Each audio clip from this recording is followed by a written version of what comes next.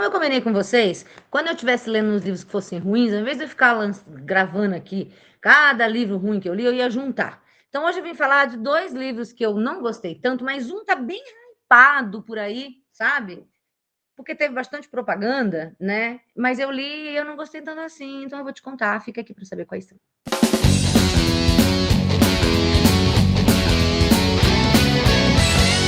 Bom, gente, eu sou a Ju Palermo, seja bem-vindo ao canal Fala para Camões. Por favor, inscreva-se aqui no canal, dá uma curtida nesse vídeo, deixa um comentáriozinho para me ajudar, pode ser um joinha só que seja, já me ajuda, né? Eu tenho que ficar mendigando isso aqui toda vez. E aí, como eu comentei, né, eu tô tendo um azar aí nesses últimos meses de ler uns livros bem ruins, e aí eu fico aqui fazendo resenha de um por um, comentei num dos vídeos anteriores aí, que vocês acham se eu juntar quando for, né, falar de mais de um livro ruim para não perder vídeo com um livro tão ruim. E assim, né? Tem um aqui que é bem ruim e tem um que é ruim, mas é que teve um hype tão grande. Propaganda, né? Dinheiro, né? O pessoal investindo muito nele e ele não é tanto do meu agrado, mas é um livro de que as pessoas estão falando bastante. Então, eu achei melhor vir contar aqui para vocês a minha opinião. Eu estou falando do Ecos da Floresta, da Liz Moore. Esse livro aqui saiu pela Tag Inéditos, né? A Tag é um dos primeiros clubes de livro do Brasil recente, né? Eu lembro que eu assinava a tag até a pandemia. Inclusive, tá vendo aqui, dá para ver, eu tenho 3 medalhinhas. Eu assinei por 3 anos, né? Cada ano que você completa, eles dão uma medalhinha, eu tenho 3. Se eu não me engano, é a Clarice Lispector, o Garcia Marques e o Machado de Assis. Não lembro qual ano é qual. Eu assinava a tag curadoria, e assim, qualquer dia eu posso fazer um vídeo mostrando para vocês os livros que eu tenho, né, da tag, uns 3 anos. Eu assinava a tag curadoria, depois eu comecei a assinar a tag inéditos. Gostava mais da tag inéditos. A tag curadoria geralmente são livros mais de drama, que não eram muito meu interesse. E aí depois a tag inéditos tinha alguns thrillers. Eu não li todos os livros que eu recebi da tag, nem todos me interessavam. Li alguns. E tenho aí alguns ainda que até de vez em quando eu falo, esse aqui talvez eu leia um dia, né? E aí, quando veio a pandemia, eu assinava 3 clubes do livro, na verdade 4. Eu assinava o Tag Curadoria e Tag Inéditos. Eu assinava a Books Club, que era um clube do livro muito legal, mas que durante a pandemia ele acabou, porque você escolhia o curador, não é que nem na tag, cada vez eles escolhem alguém, né, para fazer a curadoria e indicar um livro. E aí, na Books Club, você tinha vários curadores e você assinava daquela pessoa. Eu assinava o Books Club do Chico Sá.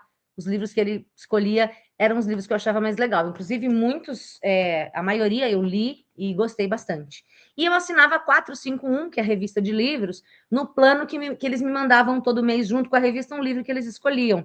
Eu me lembro, o que mais me impactou, assim, foi a biografia da Fernanda Montenegro, né, que eu li e achei muito legal. Então, quando veio a pandemia, eu estava assinando esses 4 clubes, e aí eu acabei cortando todos, porque pandemia diminuiu tudo, diminuiu aula, teve, né? E eu comecei a cortar alguns custos e eu cortei os clubes do livro, até nem sempre. Assim, eu amava receber os livros, já aproveitando aqui esse vídeo para falar disso, né? De Clube do Livro. Era muito gostoso todo mês receber a caixinha e ver, nossa, que livro será que vai ser? Mas é um luxozinho pelo qual a gente paga, né? Eu hoje prefiro, com esse dinheiro, comprar os livros que eu quero de fato ler. Porque eu recebi muitos livros que eu jamais teria comprado e jamais teria interesse em ler.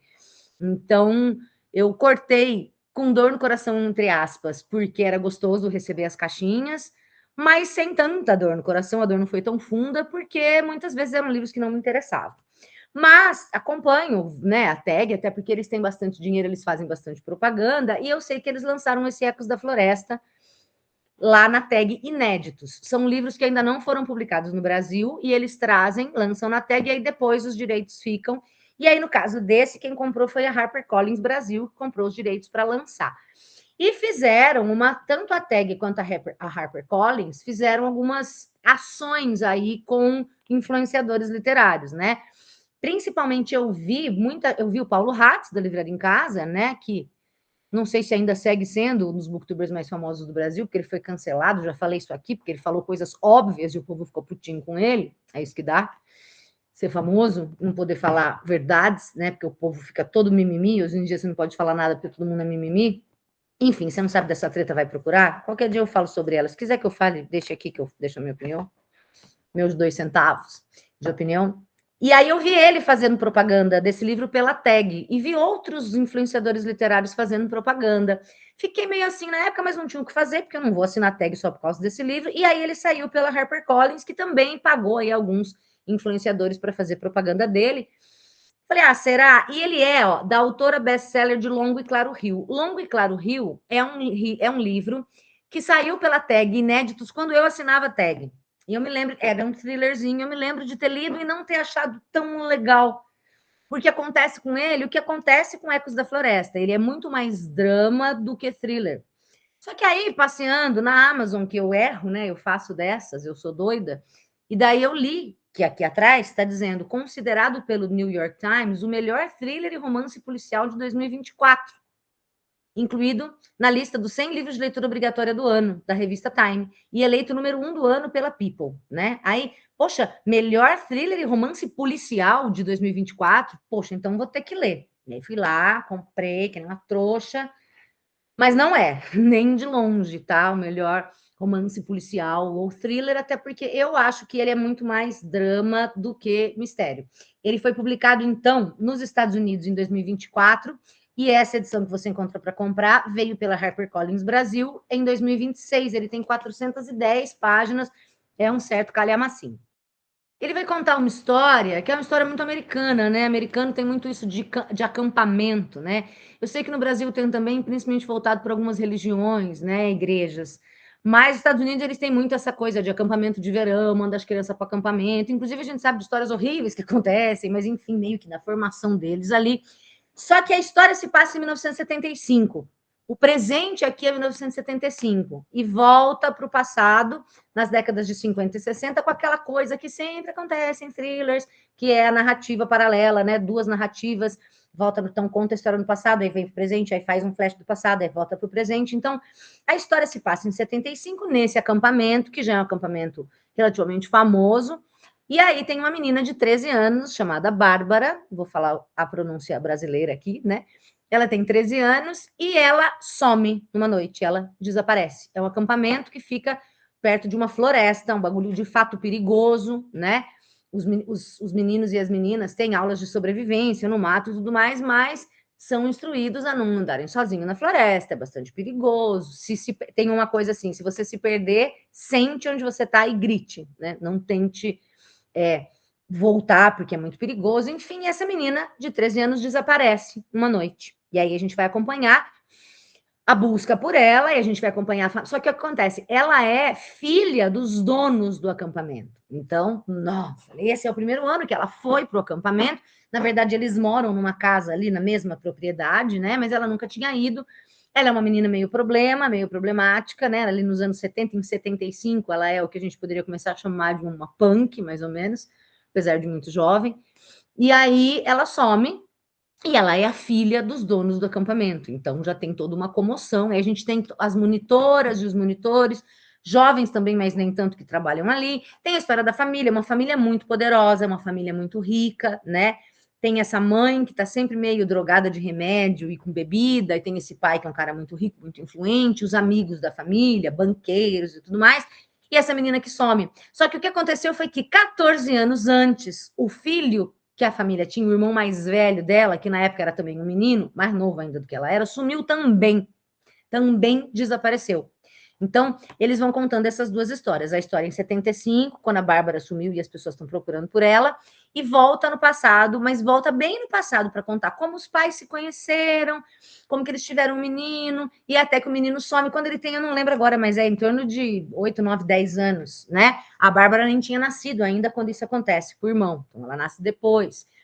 E aí era um menino muito amado, que não é o caso dela, porque ela é uma menina problema. Então tem essa relação dos filhos, essa relação familiar, que, de novo, é uma coisa que não me interessa tanto. E a gente tem vários pontos, vários narradores aqui, né? Então a gente vai ter a Tracy, que é uma menina que estava pela primeira vez também no acampamento e que conhece a Bárbara e que era a melhor amiga da Bárbara ali no acampamento. Então, tem o ponto de vista dela, tem a Louise, que é a monitora, que vai ser responsabilizada, que vai se fuder, tem a mãe, tem o pai, tem a diretora do acampamento, que é uma figura super estranha, e tem a policial, que vai investigar o caso. Então, a gente tem, não só tem outros, tá? Quando volta no passado, a gente vai ter o ponto de vista de um dos caras que ajudou, que liderou a busca pelo menino lá atrás. Então, os narradores vão mudando o tempo todo e a história vai mudando o tempo todo. Como é tudo passado, né? O presente aqui é 75, mas para a gente isso é passado. Eu achei confuso em alguns momentos, porque às vezes a gente está em 50, está em 60, está em 75, não fica. Você tem que lembrar, peraí, não, isso aqui é o presente, porque como é passado para mim, né? Eu que estou lendo, mas para eles isso é o presente. E aí é uma coisa quase frenética, assim, de volta ao passado, vem presente, vai para o meio, fala de 75, aí vai para 50, daí vai para 75, aí volta para 60 e pouco. Peraí, isso aqui foi antes do menino sumir, foi depois. Eu achei um pouco confuso, tá? E eu achei chato, sendo bem sincera. Eu acho que é mais o drama que o mistério, porque aí tem também o tal do Jacob Sluiter, sei lá como pronuncia, que é um criminoso, assassino, estuprador, que fugiu da prisão, e a gente acompanha um pouco ele fugindo, e parece que ele está se dirigindo para o acampamento, e aí é muita coisa. Aí tem todo o drama. Ai, a coisa que me irrita, que é o drama pessoal da vida da policial, né? A policial que está investigando o crime, como que são as questões da vida dela, que é aquela coisa que eu sempre falo que não me interessa, eu não quero saber da vida do detetive, eu quero saber se ele vai resolver o crime. Então, assim, para mim é muito drama, e aí tem gente que gosta justamente disso. Entendo que o livro talvez tenha feito sucesso também por isso, né?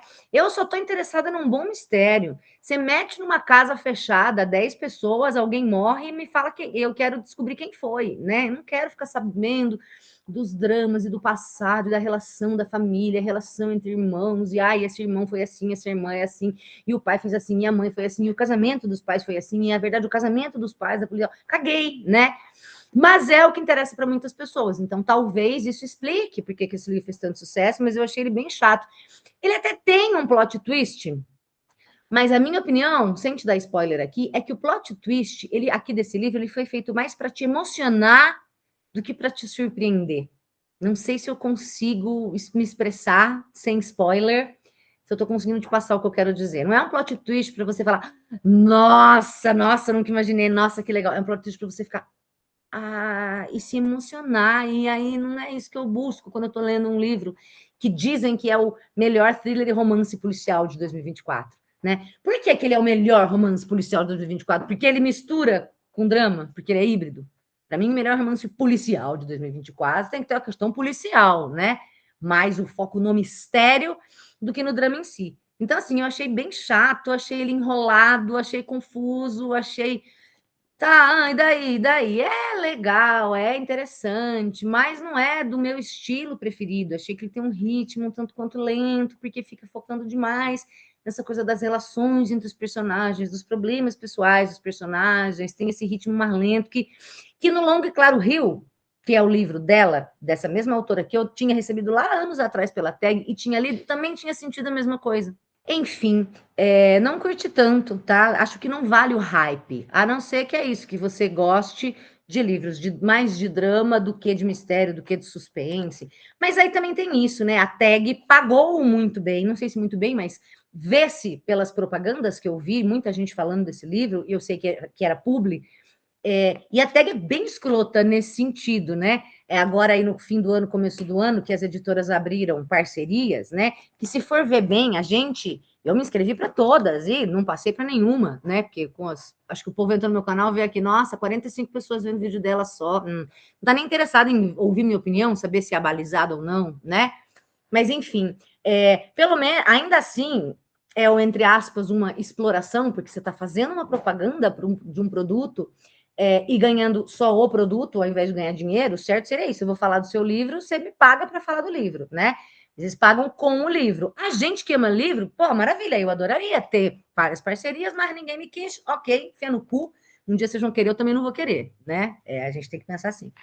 E aí, tem outros caras que não. Tem os caras para quem os que têm, os influenciadores, os que influenciam, os que têm um público muito grande, as editoras pagam dinheiro, não só dá o livrinho, paga dinheiro essa galera fazer propaganda. E aí foi muita propaganda, né? Então eu acho que tem a ver com isso também. O hype vem disso, de propaganda. E aí, tendo lido o livro, eu tô aqui para te dizer que, para mim, não é realmente nada do que eu ouvi a galera que recebeu dinheiro para pagar falando. Você está falando que eles estão mentindo porque eles estão fazendo publi? Ai, cara, vai lá ler minha dissertação de mestrado, Procura aí, Juliana de Oliveira Palermo, e você vai encontrar, porque eu falei sobre booktubers e a gente fala sobre publi, falei disso lá em 2000, eu defendi em 2020, né? Já faz tempo.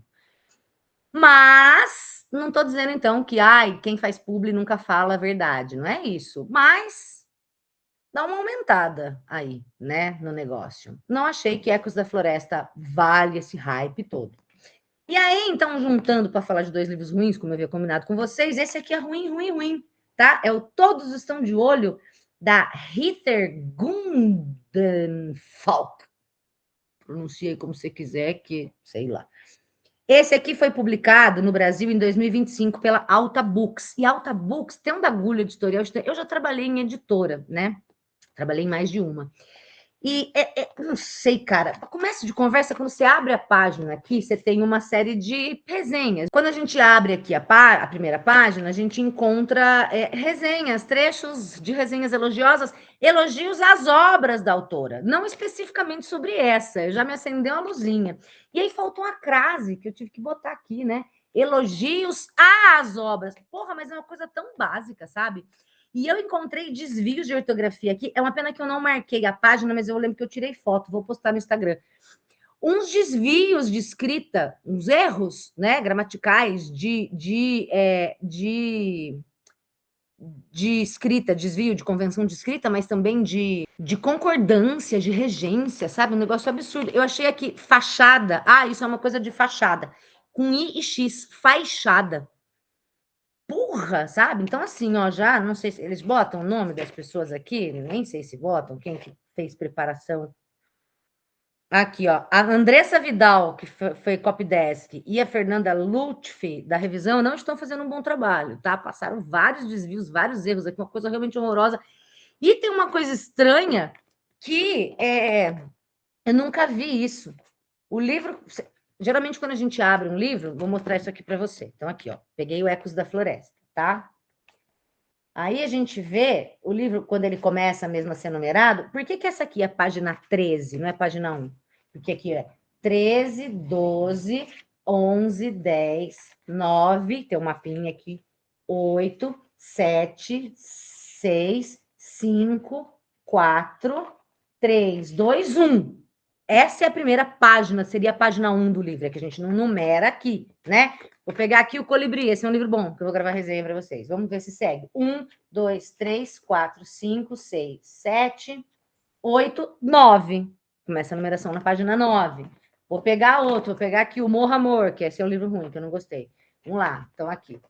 Teoricamente, né? Essa primeira seria a página 1, 2, 3, 4, página 5, que começa o livro.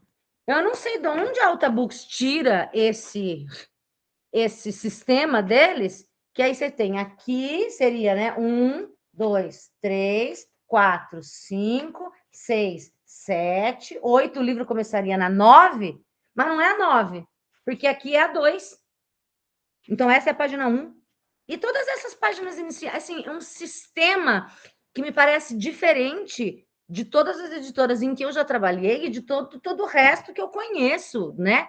Além disso, eu fiquei procurando no livro. Ai, não, dá para jogar no Google. Eu não quero jogar no Google, o livro tem que me trazer isso. Esse livro foi publicado originalmente em que país? E não tem. Geralmente a gente encontra essa informação na ficha catalográfica aqui, dos dados catalográficos. Então, quando você entra aqui, por exemplo, né, da HarperCollins, que faz isso bem feito, você tem ali em cima aqui, né? Copyright de 2024 by Liz Moore, Inc. Então, foi publicado pela primeira vez em 2024. Onde? Aí, conforme você desce, tá aqui. Ficção policial e de mistério, literatura norte-americana. Beleza. Foi publicado nos Estados Unidos, né? Quando você procura essa informação aqui, da Alta Books, não tem. Tem lá, copyright 2025, Alta Novel. Tá, isso aqui foi quando eles trouxeram para o Brasil. Copyright 2024, Heather, a autora, tá? Então, o livro foi publicado originalmente em 2024. Mas onde? Não tem. Aí, quando você vê aqui nos dados, aparece ficção de suspense. Não diz se é ficção inglesa, se é ficção americana, se é ficção... E mais assustador ainda, quando a gente desce aqui no índice para catálogo sistemático, que é para livrarias e bibliotecas saberem em que seção isso aqui deve ficar, está escrito aqui. 1, ficção de suspense, literatura brasileira. Eu juro, dá para ver? Literatura brasileira. Brasileira não é. Esse livro não foi publicado no Brasil, essa autora não é brasileira. Então, assim, a Alta Novel eu achei um descuidado, um desserviço até, com essas questões básicas editoriais, né? Você começar a numeração do livro de modo diferente de todo mundo, você ter uma página de dados catalográficos com informação errada, literatura brasileira, eu não consigo saber de onde veio. Então, assim, antes de falar do livro em si, falar da questão editorial, que eu achei bem complexa aqui. E o livro em si aparece aqui, né? Locked Room Thriller. Eu falei, que legal, é justamente isso que eu gosto, né? Mistério de sala fechada. Só que não é legal, né? A ideia e a premissa era muito boa, eu achei que podia ser um livro muito legal, mas ele não é. É a história de um reality show. 5 pessoas vão ser convidadas para participar de um reality show, que eles não sabem muito bem o que vai ser, e aí era isso, né? Eu fiquei imaginando, legal, um reality show, na verdade, eu não sabia que eram só 5 personagens, o que deixa o negócio meio chato, né? Que tipo de jogo era um ganhador de sorte e por que valia a pena matar por ele? Neste reality show em que só há espaço para um vencedor, 5 participantes competem pelo prêmio milionário. A verdade, estava dizendo que era 5 aqui, mas eu achei que ia ter mais coisa. Só que é muito sem graça, assim, o programa não faz muito sentido, tem as provas são muito físicas, e aí as descrições das provas físicas fica um negócio que parece mais de aventura. É tipo o Casal Perfeito, que eu já fiz desenho aqui falando mal dele, eu acho, não lembro, acho que eu só falei mal dele, que é o último livro da Ruth Ware, que eu não gostei tanto, né? Acho que eu comentei sobre isso. Eu comentei sobre ele no vídeo que eu fiz, que é Lidos de Janeiro. Fica mais aventura do que mistério em si.